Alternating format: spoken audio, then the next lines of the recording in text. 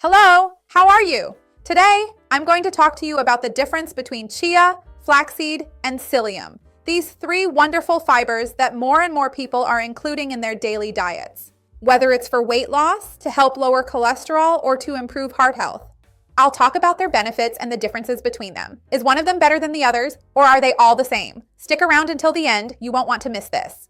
Before we start, I want to ask you, do you use any of these fibers in your daily routine? Which one do you use the most?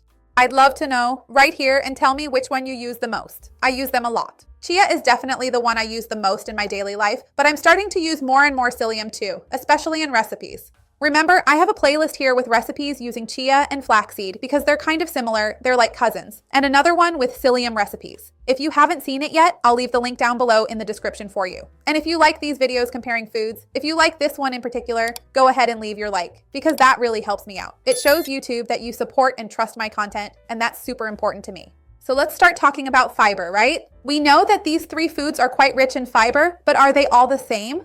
They're not. Look, chia has about 34 grams of fiber per 100 grams of product. I'm going to use this 100 gram measurement so we can make a fair comparison. Because if I talk about tablespoons, it gets complicated. Because there are tablespoons that are bigger, some are smaller, some people heap up that grandma's spoon, others use a more shallow spoon, so let's talk per 100 grams. That way nobody gets confused. Chia has 34 grams of fiber per 100 grams, 3.5 ounces, and it contains both soluble and insoluble fiber. Flaxseed has an average of 27 grams per 100 grams, 3.5 ounces, and the amount of insoluble fiber is predominant as well. Now psyllium, get ready for this, per 100 grams of psyllium, 3.5 ounces, there are almost 70 grams of fiber. And most of it, the vast majority, almost all of it, about 85%, is soluble fiber. In other words, psyllium takes up a lot of space in our stomach when we consume it with water because it absorbs a lot of liquid and expands. So this really helps with early satiety, prolonged satiety, and blood sugar control. Does that mean chia and flaxseed have little fiber? No, that amount of fiber per 100 grams is already very high. If you think about adding a tablespoon of chia or flaxseed to a meal, to fruit, to a smoothie, or on top of beans, that's already a very significant amount of fiber. Remember how much fiber we usually need per day? Around 25 to 35 grams, depending on the person, their needs, and health conditions. So look at how much fiber they already provide us per serving. It's a pretty significant amount. And with that, let me remind you that if you consume more fiber, remember to drink more water to hydrate that fiber. I have a video here on the channel with more tips about this. I'll leave it down below for you. Now, another thing that's important for us to talk about is the number of calories, because there's also a big difference there. When we look at 3.5 ounces of chia, we have approximately 486 calories. Why is that? Because chia is also very rich in healthy fats, precursors of omega-3. So, it's an anti-inflammatory fat, it's ultra healthy. Even though it's a fat, it's very good for the heart, for reducing inflammation, and for the weight loss process. So, just because it has fat doesn't mean we should stop consuming chia, not at all. Also remember that this fat in chia helps to further lower the glycemic index of the meal and to moisten the stool more. So if you suffer from constipation, it's a food that's very good for you to consume, yes, because of the fiber and the fat. Just like flaxseed, this one has a bit more calories. It has 534 calories per 3.5 ounces, or 100 grams. But like I was saying, they're kind of like cousins. They have a very similar profile. Both are very rich in fiber and very rich in healthy fats, precursors of omega-3, just like I mentioned before. What I said about chia also applies to flaxseed. Now, when we look at psyllium per 3.5 ounces, it has 160 calories because psyllium is basically pure soluble fiber. It has virtually no fat. So it ends up having a much lower caloric value by comparison. So if you're on a diet to re-educate your eating habits, if you're trying to control your calorie intake, maybe psyllium is a better fit for you. But always remember that you shouldn't be afraid of healthy fats. I also have videos here on the channel talking about that. Remember that these amounts I'm mentioning here, 486, 534, 160 calories, are per 3.5 ounces. You're not going to eat 100 grams of chia, flaxseed, or psyllium in a day. In fact, that's actually really bad for your health.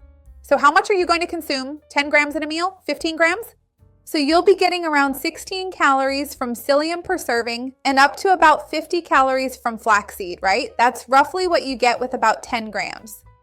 So remember, 50 calories is very little. It's about the same as an apple. It's nothing outrageous. So remember, you can definitely keep adding it, even if you're following a healthy eating plan. There's no problem at all with a low-carb diet. Now let's talk about the amount of omega-3. As I mentioned, it's an extremely healthy fat. This omega-3 is an anti-inflammatory fat. It's good for the brain, it's good for the heart, it reduces inflammation, helps with weight loss, and it's a good way for you to supplement your daily intake of calories and fats in your diet to help balance things out. So chia has approximately 17 grams of omega-3 per 100 grams, 3.5 ounces. Flaxseed has about 22 grams per 100 grams, which makes it an excellent source of plant-based omega-3, one of the best plant sources of omega-3 that we have. And psyllium doesn't have any. So, if you're looking for an omega-3 supplement, you can use chia and flaxseed, but not psyllium. As I mentioned, psyllium is basically fat-free and won't serve that purpose. That doesn't mean psyllium is bad, right? It's all a matter of what we're looking for at that moment. And remember, whenever I'm talking about them here, you don't have to choose one or the other for your diet. You can have psyllium one day, chia another day, maybe a chia pudding in the morning, psyllium in the afternoon, before dinner. So always remember that, depending on your needs, maybe you don't even need that much. You can adjust the amount and vary the type of fiber you use also. Another important point. When it comes to benefits for satiety, all three will help you. That's because all three have a large amount of fiber, as I mentioned, and they have an interesting characteristic because they help form a mucilage. Since they contain soluble fiber, psyllium much more so, even more than flaxseed and chia, but all three have this soluble fiber that attracts a lot of water, swells up, provides a strong sense of fullness, and forms that mucilage which, when hydrated, takes up space in the stomach and stretches the stomach. So this promotes early and prolonged satiety. So, especially if you want the effects of satiety, hydrate the fibers for 15 minutes before consuming them, and you'll get a more potent effect in that regard. But all three help in this sense. Regarding the amount of antioxidants present, flaxseed and chia do contain antioxidants. Different types: flaxseed has lignans, for example. Chia contains chlorogenic acid, caffeic acid, and quercetin. So these are foods that, besides having these macronutrients, good fats and fibers also contain antioxidants, which are beneficial for our health. Psyllium does not contain a significant amount of antioxidants. So if you're looking for a fiber that also contains antioxidants to further nourish your body, it will be more interesting if you choose chia or flaxseed. Regarding digestive benefits, all three also help just as they do with satiety due to their high fiber content. So they help hydrate the stool and assist in expelling and moving the fecal matter along. This significant distension they cause in the stomach and even in the intestines pushes the fecal matter, signals to the vagus nerve that there is stool present, stimulates more peristalsis, and helps eliminate the feces. Additionally, since they attract a lot of water, they help to further moisten the stool. In the case of chia and flaxseed, they also contain healthy fats that lubricate and make the stool softer and easier to pass.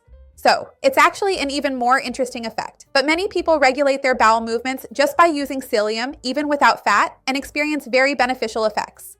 Regarding cholesterol management, due to the high amount of fiber, these seeds also help a lot. This is because they help eliminate part of the LDL, the bad cholesterol, through the stool. They bind to this cholesterol, prevent it from being absorbed by our body, and eliminate it through the stool. So it's an interesting way to control cholesterol levels.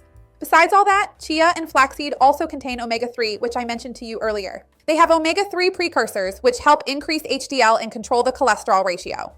So if your goal is to control cholesterol, chia and flaxseed can also be very interesting options.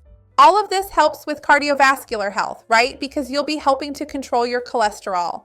So this also helps in a complementary way with cardiovascular health, cholesterol control, and blood sugar control, all of which benefit cardiovascular health.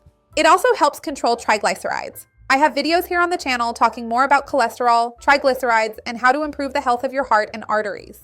I'll leave those videos down below in the description. Another important point for us to talk about is the taste of these three foods. We know that chia and psyllium have no taste.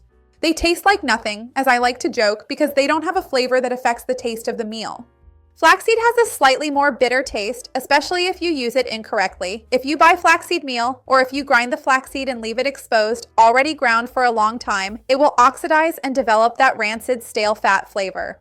So, if you're going to use flaxseed, always remember to grind it right before using or use it whole. There's a video here on the channel talking about the best ways to use flaxseed.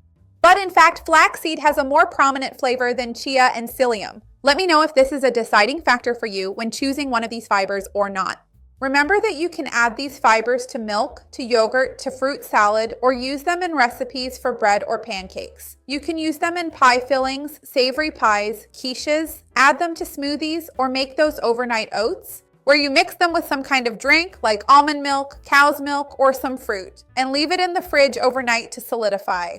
So there are lots of recipes. I'll leave my playlist here with ideas for you to add to your daily routine. Tell me down below in the comments, which of these 3 fibers do you use the most in your daily life? I would love to see your comment. How much you usually use, and what are you using it for? Is it for any specific benefit? I would love to see your comment. Remember to like the video, that really helps me, and share this video with someone you know will enjoy it, with someone who needs these tips. Let's spread this chain of kindness, because that's what I want here on the channel. See you next time. Bye.